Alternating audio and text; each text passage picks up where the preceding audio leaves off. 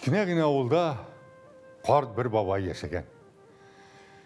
Яшы 90-нан ұзған болса да, ол өзі кір көңілі, жетіс қамнық болған әлі.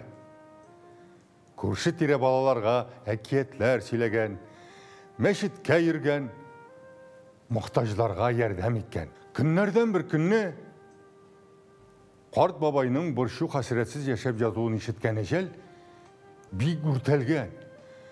Ашуына шыдый алмай ол қарт яшаған ауылға айналген.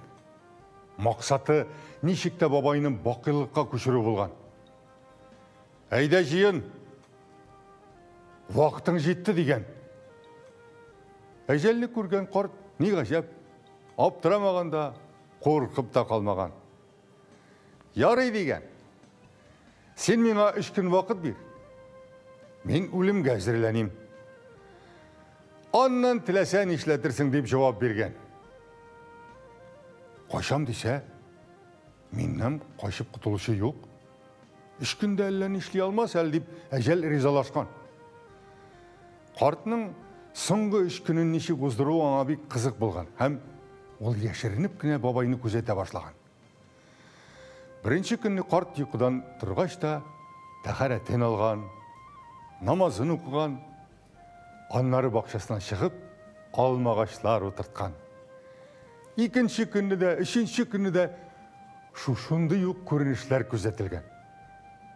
Бойылы бабай шиелер һәм езім ағаш отыртқан. Шушыда болды ма өлім әзірлену деп әжел аптыраған, түзмеген.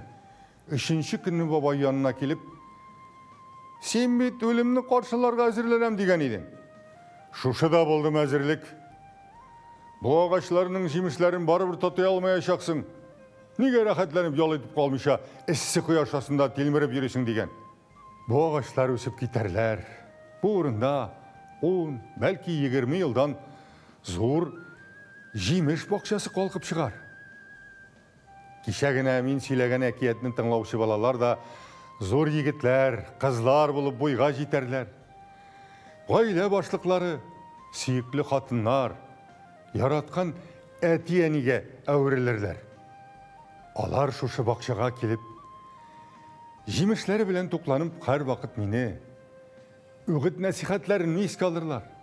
Шулай етіп, жер yüzіннен бақилыққа көшкәніме бик көп еллар olsa да, исімім яшар. Менің хақтағы истәліктер келесі буынға да барып жетер. Мені қатырлейлер екен, демек менің тұрмышым бушқа өтмеген деген зирек қарт. Бір оқушы ұстазына бек шетірілкі сұрау берген. Жер yüzінде кішілер шуның қадар көп ки, құлықлары да түрліден түрлі. Әйтәлі оқытушым, қайсысына шанырға бұла? Ненде кішілеріне ұра бұзу керек? Дұшманыңны ерақтан ұқ, нешік танырға деген. Кімді кім сені тоқтаусыз мақтай. Тиешлі-тиешсіз орында салпы-яққа салам қыстырып, ялағайлана.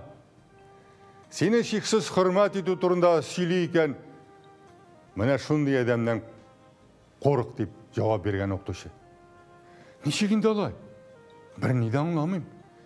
Бәлкі сен ялғышасыңдыр деген дегі таптыра. Ялғышмайым. Артығын сөйлеуші кіші сеңа ердем керек шақта yok болыр. Өзі біріншілерден болып қиянат етер деп аңлатқан ұстаз. Алайса, кімге шанымсың? Кімде кім ең ашы дүрістікні yüzіңе қарап айтала?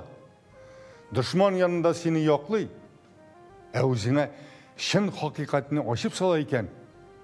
Міне шул кіші сенің ең шанышлы достың болыр. Шундай кіші қар вақыт ярдәмге ашығыр. Ауыр хәлде де ташламас деген оқытушы.